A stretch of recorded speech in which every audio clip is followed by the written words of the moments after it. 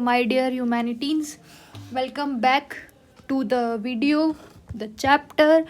हम history NCERT series ने हमने स्टार्ट की थी, जिसमें हमने chapter 1 the rise of nationalism in Europe class 10th का चैप्टर 1 डिस्कस करना स्टार्ट किया था, जिसका फर्स्ट टॉपिक मैंने आपको स्टार्टिंग में समझा दिया था कि हम इस चैप्टर को क्यों पढ़ रहे हैं, इस चैप्टर में हम क्या पढ़ेंगे एंड स्टार्टिंग इस चैप्टर की कहाँ से होती है। हम आज इस पैराग्राफ को डिस्कस करेंगे।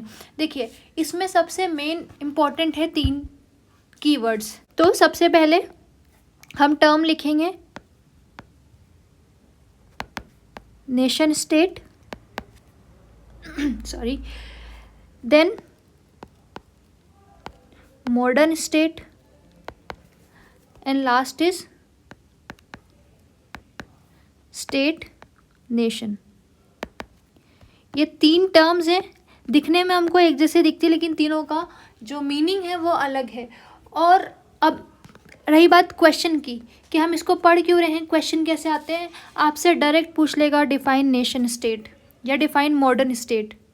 ठीक है, तो हम सबसे पहले इसको समझेंगे कि ये क्या है एंड साथ साथ में हम लिखेंगे कि इसकी क्या डेफिनेशन हो सकती है। तो first of all is nation state. देखिए, नेशन स्टेट में आप लिखेंगे one country one people, same culture,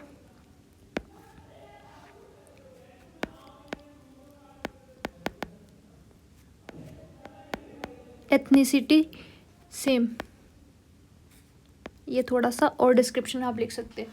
देखिए, नेशन स्टेट क्या होता है, जहाँ एक देश है, ठीक है, एक देश है, एक कंट्री है और उस कंट्री में एक ही तरह के लोग रहते हैं। समझ रहे हो आप, एक देश है और उस देश में एक ही तरह के लोग जब रहते हैं तो हम उसको बोलते हैं नेशन स्टेट। अब ये एक ही तरह के लोग मतलब क्या, देखिए जैसे इंडिया है, इंडिया को आप नेशन स्टेट नहीं बोल सकते। क्यों नहीं बोल सकते? क्योंकि इंडिया में अलग अलग एथनिसिटी, अलग अलग कल्चर को फॉलो करने वाले लोग होते हैं।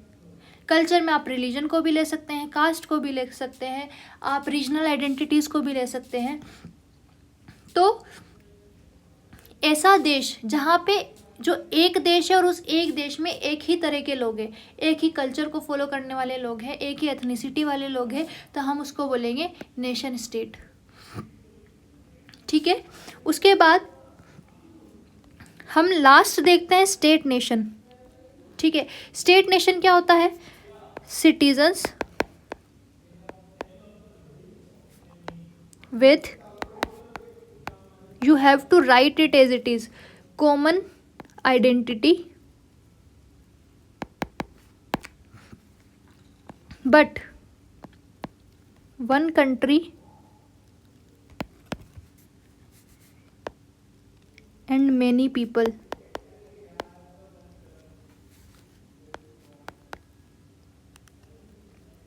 लैंग्वेजेस हो गया, कल्चर हो गया, रिलीजन हो गया, ऐसे अलग अलग आइडेंटिटीज़ फॉलो करने वाले लोग जब एक देश में रहते हैं तो उसको बोलते हैं स्टेट नेशन। अब समझते हैं स्टेट नेशन क्या होता है। एक ऐसा देश, ऐसी कंट्री जिसमें अलग अलग तरह के लोग रहते हैं, जो अलग अलग लैंग्वेज बोलते हो, जो अलग अलग कल्चर को फॉलो करते हो, जो अलग अलग रिलीजन से बिलोंग करते हो।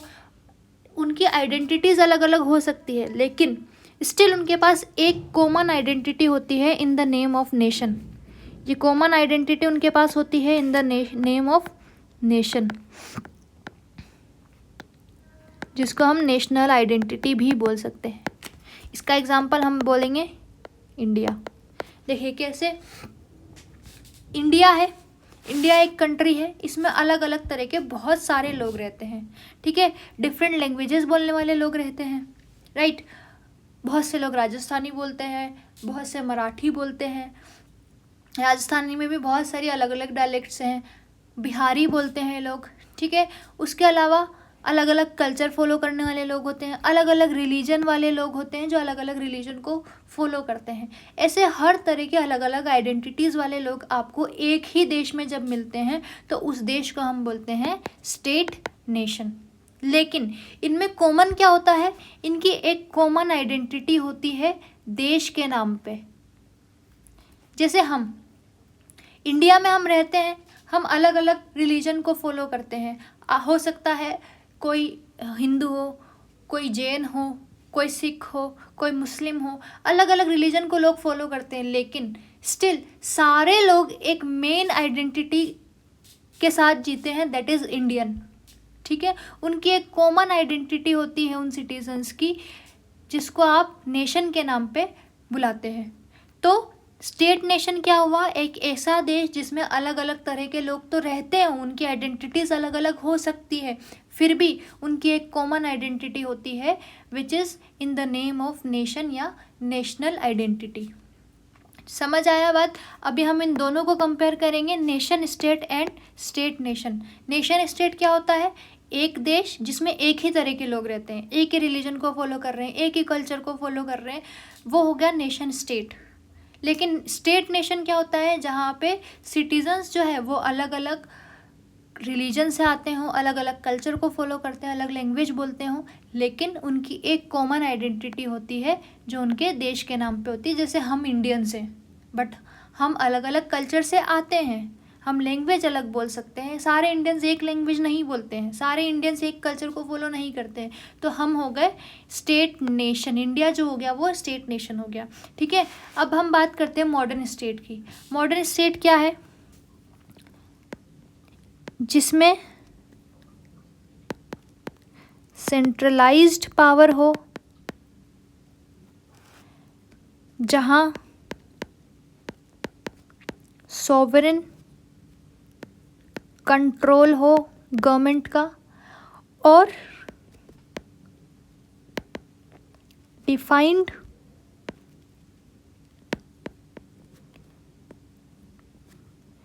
टेरिटोरियल बाउंड्री हो।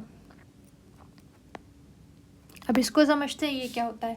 देखिए, मॉडर्न स्टेट क्या होता है, एक ऐसा देश जहाँ पे पूरा देश, मान लीजिए ये देश है, इस देश में एक सेंट्रलाइज्ड पावर है जो इस पूरे देश को कंट्रोल करती है। ठीक है, इस देश में एक सेंट्रलाइज्ड गवर्नमेंट है जो इस पूरे देश को कंट्रोल करती है, राइट। उसके बाद सॉवरेन कंट्रोल, इस गवर्नमेंट का सॉवरेन कंट्रोल होता है। सॉवरेन कंट्रोल का मतलब होता है कि इस देश के अंदर, इस बाउंड्री के अंदर अंदर तक इस गवर्नमेंट का खुद का कंट्रोल होता है, कोई भी पावर बाहर से इस देश को कंट्रोल नहीं कर सकती। ठीक है, जब किसी देश में उसकी गवर्नमेंट का पूरा पावर या कंट्रोल होता है, और कोई बाहर का देश या बाहर की कोई भी ताकत जब इस देश को कंट्रोल ना करे, उसको हम बोलते हैं सॉवरेन कंट्रोल। ठीक है, और उसके बाद डिफाइंड टेरिटोरियल बाउंड्री जिसकी होती है, मतलब कि जैसे इंडिया है, इंडिया की एक डिफाइंड टेरिटोरियल बाउंड्री, जिसको हम इंडिया का मैप जब हम देखते हैं तो हमको दिखाई देता है कि ऊपर कश्मीर है, इधर केरला है साउथ में, इधर वेस्ट में राजस्थान पड़ता है। ऐसे करके हमारा पूरा एक मैप है इस तरह का, जिसमें हम इंडिया को इमेजिन कर सकते हैं। तो ये एक डिफाइंड बाउंड्री है, इसके अंदर हम इंडिया को देखते हैं। ये पूरी एक डिफाइंड बाउंड्री है, ये इसके अंदर अंदर हम इंडिया एज अ नेशन हम इसको देखते हैं। तो जब किसी भी देश के पास एक सेंट्रलाइज्ड पावर होती है, किसी भी देश के पास एक सेंट्रलाइज्ड पावर होती है, उसकी गवर्नमेंट का उस देश पे सॉवरेन कंट्रोल होता है, किसी बाहर की कोई ताकत उस देश के अंदर डिसीजंस नहीं ले सकती, उसकी देश की गवर्नमेंट उसको कंट्रोल करती है, उस पर पावर होता है कंट्रोल करने का, एंड उसकी एक डिफाइंड टेरिटोरियल बाउंड्री होती है। उस देश को हम बोलते हैं मॉडर्न स्टेट। अच्छा बताइए, अब क्या इंडिया जो है वो मॉडर्न स्टेट हम उसको बोल सकते हैं? बिल्कुल बोल सकते हैं। क्यों?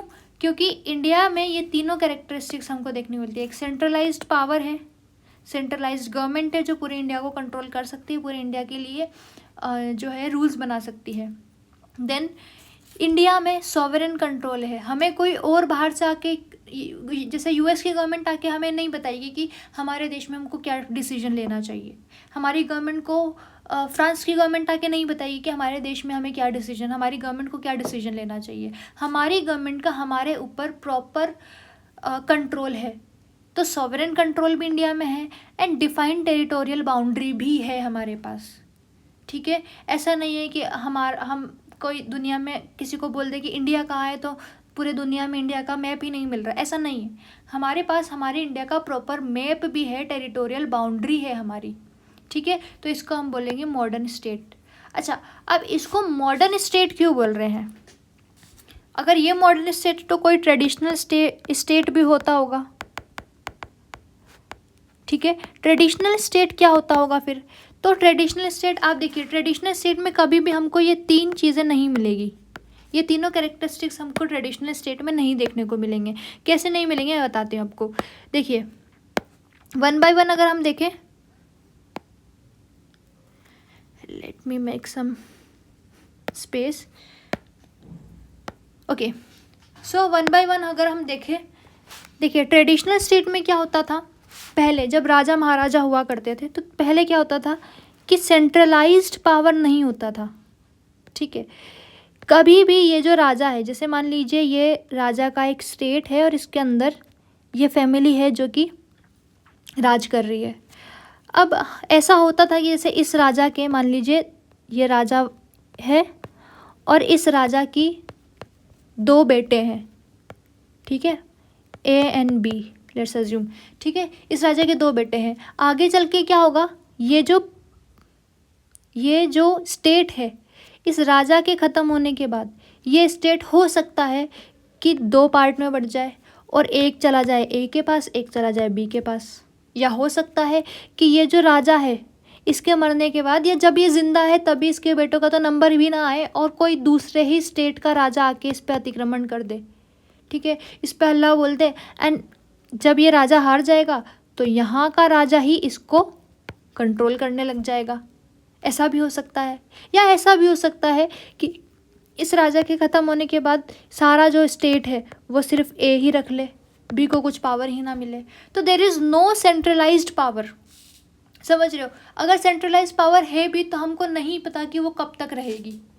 तो ट्रेडिशनल स्टेट में ना सेंट्रलाइज्ड पावर है, सेंट्रलाइज पावर हमको नहीं देखने को मिलती है। सॉवरेन कंट्रोल भी नहीं है। सॉवरेन कंट्रोल कैसे नहीं है कि देखिए ये राजा हो सकता है कि इतना अच्छा हो, इतना पावरफुल हो कि ये जाके और पास वाली टेरिटरी पे भी अपना कंट्रोल जमा ले, हो सकता है ऐसा, ठीक है। जैसे ये राजा है, ये राजा यहाँ पे अपना स्टेट है इसका, और इसको लगता है कि नहीं भाई मेरे को तो पास वाले स्टेट पर अटैक कर देना चाहिए, और जब ये अटैक करता है तो जीत जाता है और इस स्टेट को भी ये अपने अंडर कर लेता है। तो इसकी टेरिटरी कहाँ तक हो गई, ये भी इसकी टेरिटरी है, ये भी इस राजा की टेरिटरी है एंड ये भी अब इस राजा की टेरिटरी है क्योंकि ये जीत चुका है उस स्टेट को, ठीक है। तो इसका कोई सॉवरेन कंट्रोल नहीं है, ठीक है। देखिए ऐसा भी हो सकता है इसका जस्ट ऑपोजिट कि जब इस राजा ने इस पे कंट्रोल करने की कोशिश की और ये राजा हार भी गया, ठीक है। तो अब क्या होगा, ये ऐसा भी हो सकता है कि ये राजा बोल दे कि ठीक है, पुराने वाले राजा को कि ठीक है तुम यहाँ पे राज कर सकते हो लेकिन तुमको मेरे अधीन या मेरे अंडर ही काम करना पड़ेगा, ऐसा भी हो सकता है। तो यहाँ पे इसकी कोई डिफाइंड सॉवरेन कंट्रोल नहीं है। ऐसा भी हो सकता है मोनार्कीज़ में या ट्रेडिशनल स्टेट में ऐसा होता था कि बाहर के राजा उस पर कंट्रोल करने की कोशिश करते थे, उस पर अतिक्रमण करते या उस पर अटैक कर देते थे, एंड अगर बाहर वाला स्टेट जीत गया तो इस राजा को उसके अंडर ही काम करना पड़ेगा। तो इसके पास कोई सॉवरेन कंट्रोल नहीं है। तो ट्रेडिशनल स्टेट में हमें सॉवरेन कंट्रोल भी देखने को नहीं मिलता है। And last one is defined territorial boundary.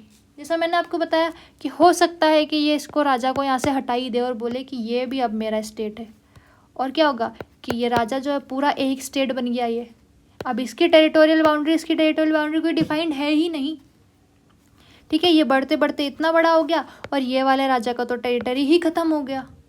तो इसीलिए इसको हम बोलेंगे ट्रेडिशनल स्टेट। लेकिन मॉडर्न स्टेट में क्या होता है, हमें तीनों जो है वो फीचर्स देखने को मिलते हैं। सेंट्रलाइज्ड पावर भी होती है, ठीक है, सेंट्रलाइज्ड पावर भी होगी, सॉवरेन कंट्रोल भी होगा गवर्नमेंट का, एंड ऑल्सो एक डिफाइंड टेरिटोरियल बाउंड्री भी होगी।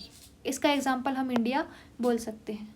सो हमने नेशन स्टेट पढ़ा, मॉडर्न स्टेट पढ़ा एंड स्टेट नेशन पढ़ा। अब हमारे पास एक इम्पॉर्टेंट टर्म है which is plebiscite. New word में पेब्लिसिट। पेब्लिसिट क्या होता है? A direct vote by which all the people of a region are asked to accept और रिजेक्ट अ प्रपोजल। देखिए डेमोक्रेसी में क्या होता है, मैंने आपको बताया अल्टीमेट पावर डेमोक्रेसी में किसके पास होती है। आपको ये लिखना नहीं है, मैं ये समझा रही हूँ, उसके बाद आपको क्या लिखना है वो मैं बताऊंगी। सो डेमोक्रेसी में क्या होता है, अल्टीमेट पावर जो है, अल्टीमेट पावर ये होती है सिटीजन्स के पास। ओके नाउ अब ये डेमोक्रेसी जो है वो दो तरह से काम कर सकती है। कैसे? एक तो हो गया ऐसे छोटे देश, स्मॉल कंट्रीज जिसको हम बोल सकते हैं, और एक हो गया लार्ज कंट्रीज जैसे कि इंडिया हो गया। ठीक है, देखिए अब स्मॉल कंट्रीज में क्या होगा कि गवर्नमेंट जो है, जैसा मैंने बताया अल्टीमेट पावर सिटीजन्स के पास है, तो गवर्नमेंट अगर कुछ भी डिसीजन लेना चाहे गवर्नमेंट, तो वो रोज़ अपने ही लोगों से पूछ सकती कि क्या हम डिसीजन लें ये या हम ना लें, क्या हम ये लॉ बनाएं या ना बनाएं। ये रोज़ वो हर बार जब भी उसको गवर्नमेंट को लॉ बनाना है, नहीं बनाना है, या इम्पोर्टेंट कोई डिसीजन लेना है, तो वो अपने लोगों से पूछ सकती है। और लोग जो है, उस देश के सिटीजन्स जो है, वो डायरेक्ट वोट देके अपने गवर्नमेंट को बता सकते हैं कि उन्हें ये एक्सेप्टेड है या उस नए लॉ को वो रिजेक्ट कर सकते हैं। ठीक है, ये तो हो गया स्मॉल कंट्रीज़ की बात। ठीक है, डेमोक्रेसी जहाँ पे स्मॉल कंट्रीज़ में जब डेमोक्रेसी होती है वहाँ पे पेब्लिसिट हम फॉलो कर सकते हैं। मतलब हम डायरेक्ट वोट देके, यानी कि जनता डायरेक्ट वोट से किसी भी लोग को बना सकती है, किसी भी प्रपोजल को एक्सेप्ट कर सकती है, किसी भी प्रपोजल को रिजेक्ट कर सकती है, डायरेक्ट वोट देके। लेकिन ये सिर्फ कहाँ पॉसिबल है? जहाँ पे स्मॉल कंट्रीज़ हैं, जहाँ की पॉपुलेशन बहुत कम है, सिर्फ उन्हीं कंट्रीज़ में ये पॉसिबल हो सकता है। ठीक है, हमारे देश में भी डेमोक्रेसी है, लेकिन क्या हम day to day daily life में कुछ भी लॉ जब बनता है तो क्या हम उसमें पार्टिसिपेट करते हैं? नहीं कर सकते हम। क्यों नहीं कर सकते? क्योंकि इतनी बड़ा देश है, इतनी ज़्यादा जनता है हमारे देश की, कि हम अगर डेली यही एक कंसेंट लेने लग गए लोगों से, हमारी जो गवर्नमेंट है वो यही कंसेंट लेने लग गई कि हम ये लॉ बनाएं या ना बनाएं, तो रोज़ इलेक्शन करवाना पड़ेगा। और 5 साल में एक बार इलेक्शन करवाना ही काफ़ी बड़ा टास्क है किसी भी देश के लिए, किसी भी बड़े देश के लिए। तो उस सिचुएशन में क्या होगा कि हम एज अ सिटीज़न 5 साल में एक बार अपने रिप्रेजेंटेटिव्स को चूज़ करते हैं, और फिर वो रिप्रेजेंटेटिव्स जाके गवर्नमेंट में डिसीजन लेते हैं अगले 5 साल तक हमारे लिए। तो ये तो हो गई लार्ज कंट्रीज़ की बात। लेकिन स्मॉल कंट्रीज़ में डे टू डे जब भी गवर्नमेंट को कुछ भी डिसीजन लेना हो, जब भी गवर्नमेंट को कुछ भी नया प्रपोजल रखना हो लोगों के सामने, लोगों के पास हर बार ये ऑप्शन होता है कि वो डायरेक्ट वोट कर सके कि उन्हें ये प्रपोजल एक्सेप्टेड है या वो इसको रिजेक्ट करते हैं। तो इसे ही बोलते हैं plebiscite, a direct vote by which all the people of the region are asked to accept और रिजेक्ट अ प्रपोजल। जनरली ये डेमोक्रेसी में ही देखा जाता है, जहाँ पे डे टू डे लाइफ में लोग डिसीजन ले सकते हैं कि गवर्नमेंट क्या करे क्या ना करे लोगों के लिए। इतना समझ आया? तो पेब्लिसिट क्या हो गया? वो डायरेक्ट वोट जिससे जो जनता है या जो सिटीजन्स है ऑफ अ पर्टिकुलर कंट्री, वो डायरेक्ट वोट देके और गवर्नमेंट के किसी भी प्रपोजल को एक्सेप्ट या रिजेक्ट कर सकती है। ये हो गया पेब्लिसिट। अब आपको क्या करना है, यहाँ पे नोट्स में ये मैंने आपको समझा दिया है, आप इस पे एक इस तरह का साइन लगा लेंगे। ये 1 मार्क में आता है। ठीक है। जब भी किसी वर्ड की डेफिनेशन पूछी जाती है 1 या 2 नंबर में वो आपसे क्वेश्चन पूछेगा कि डिफाइन पेब्लिसिट या डिफाइन, जो हमने लास्ट 2 टर्म्स पढ़ी थी लास्ट क्लास में, ऑब्सोल्यूटिस्ट सिस्टम या यूटोपियन विज़न। तो ये 1 या 2 नंबर में ये पूछा जाता है जनरली। ये हो गया हमारा इम्पॉर्टेंट टर्म्स। अब हम इस पैराग्राफ की बात कर लेते हैं कि यहाँ से क्वेश्चन कैसे बनेंगे। अब ये अर्नेस्ट रेनन है कौन? अर्नेस्ट रेनन कौन थे? ये फ्रेंच फिलोसोफर, ठीक है, फ्रेंच फिलोसोफर थे। उसके बाद इन्होंने एक लेक्चर दिया था, कहाँ दिया था? University of Sorbonne. कब दिया था? 1882 में। इसी लेक्चर को आगे चल के ऐसे में पब्लिश किया गया और इस ऐसे का इन्होंने नाम रखा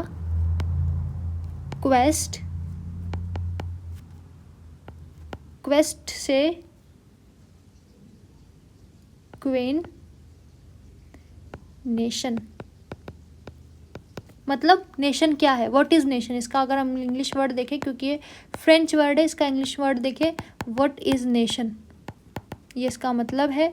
और फिर इन्होंने इसमें क्या लिखा कि नेशन क्या होता है, नेशन की डेफिनेशन इन्होंने दी।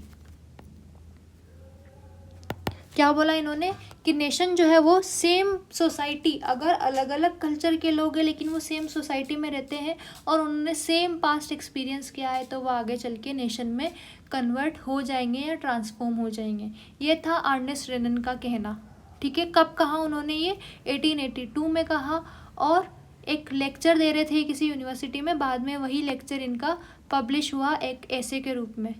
बहुत लंबे समय से जब एक ग्रुप ऑफ पीपल या एक society same sacrifice and devotion को एक्सपीरियंस करती है, तो वो धीरे धीरे आगे चल के वो ग्रुप या वो सोसाइटी एक नेशन में चेंज हो जाता है। इसको कैसे समझेंगे?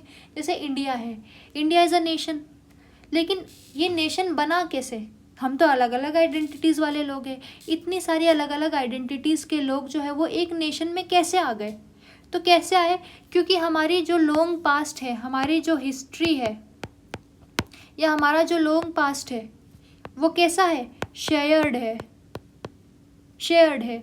चाहे हमारे देश का हिंदू हो, चाहे हमारे देश का मुस्लिम हो, चाहे हमारे देश का सिख हो, जैन हो, किसी भी रिलीजन का हो या कोई सी भी लैंग्वेज बोलने वाला आदमी हो, ठीक है।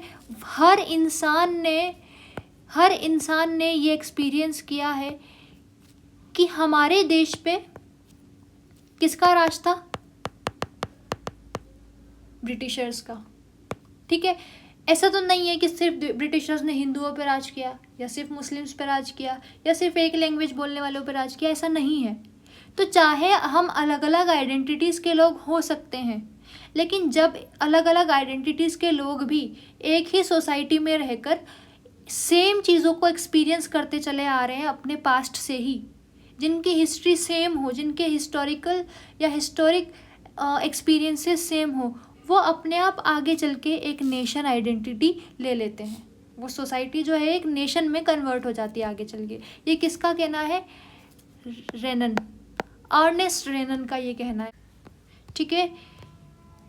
That's all you have to remember. क्या क्या? स्टेट नेशन या नेशन स्टेट की डेफिनेशन, मॉडर्न स्टेट की डेफिनेशन एंड स्टेट नेशन की डेफिनेशन।